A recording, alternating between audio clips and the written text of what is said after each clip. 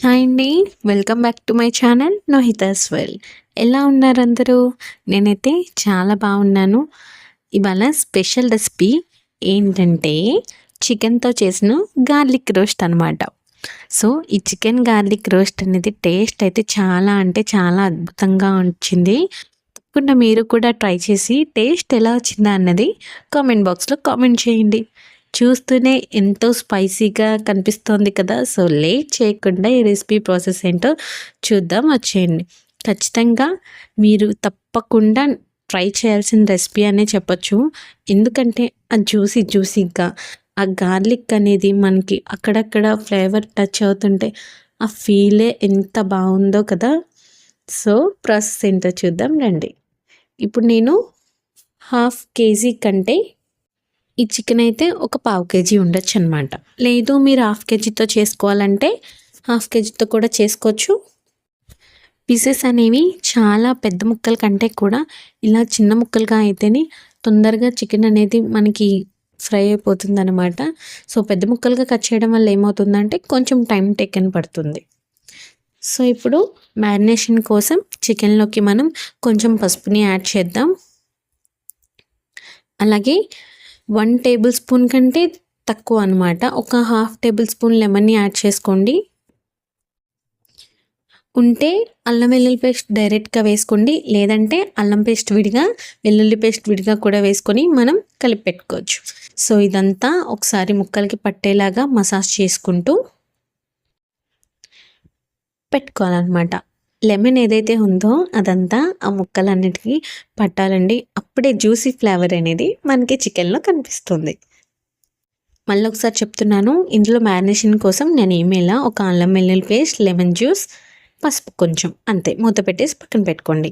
ఇప్పుడు ఒక చిన్న మిక్సీ జార్‌లో మనకు మసాలాకు కావాల్సినవి ఏంటో చూపిస్తాను చూడండి. ముందుగా ధనియాల్ని నేను ఇక్కడ హాఫ్ టేబుల్ స్పూన్ ధనియాల వరకు తీసుకుంటున్నాను.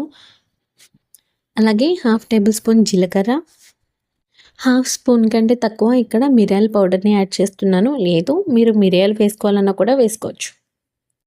హాఫ్ టేబుల్ స్పూన్ సోంపు. సోంపు ఫ్లేవర్ మెయిన్ అనమాట. ఇది మాత్రం మర్చిపోకండి. సో, ఇప్పుడు ఒక చిన్న చెక్క ముక్క, 2 లవంగాలు, 2 యాలకుల్ని తీసుకుంటున్నాను. మీరు 4 మెంబర్స్‌కి చేసే క్వాంటిటీకి అయితే ఇవన్నీ డబుల్ మాత్రం తీసుకోండి. ఇక్కడ నేను 6-7 వెల్లుల్లి రెబ్బల్ని తీసుకుంటున్నాను.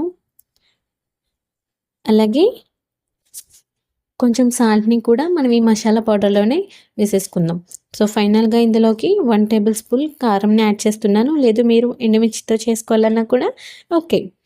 సో, ఫైన్ పౌడర్ లాగా చేసి పెట్టుకోవాలి ఈ ఇంగ్రీడియెంట్స్ అన్నీ.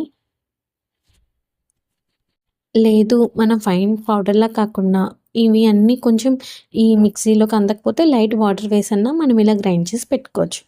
సో, ఇలా పేస్ట్‌లనే కాకుండా లేదు మనం కచ్చా పచ్చాగా వేసుకోవాలనుకున్నా కూడా టేస్ట్ అనేది చాలా బావుంటుంది. ఈ ముక్కలన్నీ మనకి గార్లిక్ ముక్కలన్నీ కరెక్ట్‌గా తగులుతాయి కాబట్టి. సో, ఇప్పుడు ప్రాసెస్ ఏంటో చూద్దాం. పాన్ పెట్టుకొని ఇక్కడ నేను ఒక 3 టేబుల్ స్పూన్స్ ఘీని యాడ్ చేస్తున్నాను. లేదు మీరు ఈ ప్లేస్‌లో బటర్‌నన్నా యాడ్ చేసుకోవచ్చు. లేదా ఆయిల్‌నన్నా యాడ్ చేసుకోవచ్చు.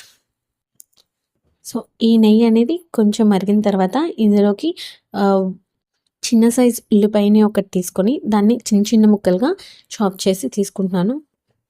సో, ఉల్లిపాయ ముక్కలు కూడా కొంచెం గోల్డెన్ కలర్‌లోకి వచ్చిన తర్వాత ఏదైతే చికెన్‌ని మనం ముందుగా మ్యారినేట్ చేసి పెట్టుకున్నామో ఆ చికెన్‌ని కూడా ఇందులోకి యాడ్ చేసి మరొకసారి అంతా మొత్తం ఉల్లిపాయ ముక్కలతో కలిసేలాగా కలుపుకోవాలి. కొంచెం ఈ చికెన్ పీసెస్ అనేవి కొంచెం మగ్గిన తర్వాత ఇందులో కొంచెం చాప్ చేసిన పచ్చిమిర్చి ముక్కల్ని అలాగే కొన్ని కరివేపాకు రెబ్బల్ని వేసి కూడా మొత్తం ఒకసారి కలుపుకోవాలి.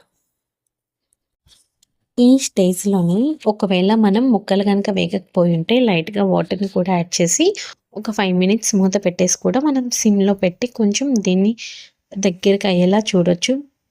ఇలా చేసినా ఆల్మోస్ట్ ఇంకొంచెం మెత్తగానే అయిపోతుంది. అలా కాదు కాసేపు దీన్ని ఇట్లానే సిమ్‌లో పెట్టి మగ్గించినా కూడా ముక్క అనేది సాఫ్ట్‌గానే వచ్చేస్తుంది. సో, ఇదంతా కొంచెం వేగిన తర్వాత మనం ఏదైతే మసాలాని ఆల్రెడీ ప్రిపేర్ చేసి పెట్టుకున్నామో, ఆ మసాలాని కూడా ఇందులోకి యాడ్ చేసుకొని మొత్తం అంతా ఒకసారి కలిసేలాగా కలుపుకోండి. మీరు ఈ స్టేజ్‌లోనన్నా కొంచెం వాటర్‌ని యాడ్ చేసుకోవచ్చు. నేనైతే ఇందులో ఆల్రెడీ మనం మిక్సీ జార్‌లోనే పేస్ట్ చేసి పెట్టుకున్నాం కదా! అందులోనే లైట్‌గా వాటర్‌ని యాడ్ చేసి, ఆ వాటర్‌ని ఇక్కడ మిక్స్ చేస్తున్నాను. ఆల్మోస్ట్ ఈ చికెన్ రోస్ట్ అనేది రెడీ అయిపోయింది. మనం ఇందులో పైన కొంచెం కొత్తిమీరని వేసుకొని, మళ్ళీ ఒకసారి అంతా కలిసేలాగా కలుపుకోవడమే. ఒక 2 మినిట్స్ ఉంచి స్టవ్ ఆఫ్ చేసి సర్వ్ చేసుకోవడమే. ఎంతో సింపుల్ అండ్ టేస్టీగా ఉండే ఈ చికెన్ గార్లిక్ రోస్ట్‌ని తప్పకుండా మీరు ట్రై చేయాలనే అనుకుంటున్నాను. సో, చాలా సింపుల్‌గా వచ్చేస్తుంది ఈ రెసిపీ అండ్ ఎంతో టైం టేకెన్ కూడా కాదండి.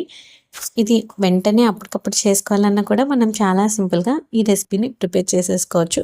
చికెన్ అనేది ఇంట్లో అవైలబుల్‌గా ఉంది అంటే మాత్రం చాలా క్విక్ ప్రాసెస్ అనే చెప్పుకోవాలి. సో, లేట్ చేయొద్దు. మీరు కూడా ఖచ్చితంగా ఈ టేస్టీగా ఉండే ఈ చికెన్ గార్లిక్ రోస్ట్‌ని టేస్ట్ చేసేసేయండి.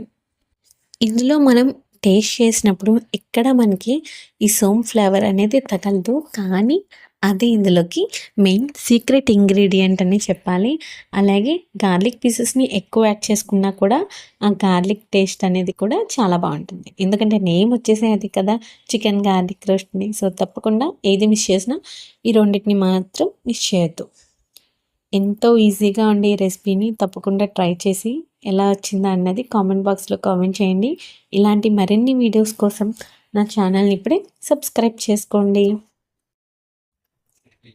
మీకు ఈ వీడియో నచ్చిందా? నచ్చిందనే అనుకుంటున్నాను. సో, నచ్చితే గనక లైక్ చేసి షేర్ చేయండి. Thank you for watching.